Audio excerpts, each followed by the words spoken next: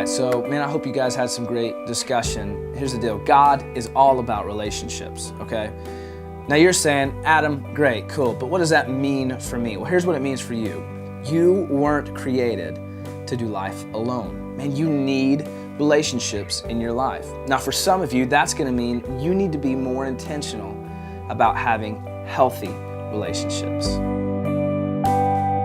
Now for some of you guys, you're saying, all right, Adam, here's the deal. I understand I need friends, but man, I don't like people that much, or I'm just kind of an introvert. I like to keep to myself. And let me just say, that's cool, that's your personality, but you still need relationships because ultimately, man, a time is gonna come in your life where you're gonna be in a situation and you're gonna need someone to help you. And if you're a loner the whole time, your calls for help might go unanswered.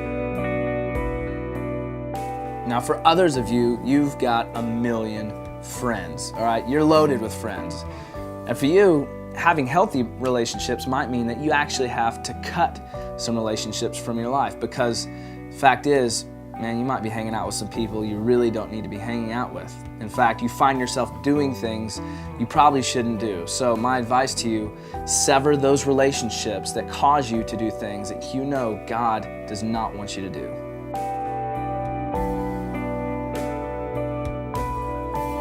If you don't get anything else from our time together here, remember this one statement because it's so true. You will become like those you spend the most time with.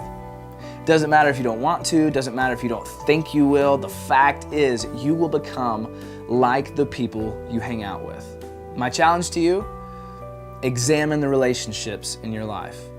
For some of you, you need friends because you're trying to live life on your own. And let me just tell you, it's not gonna work. For others of you, man, you've got way too many friends. In fact, you've got some that are causing you to stumble on your journey with God.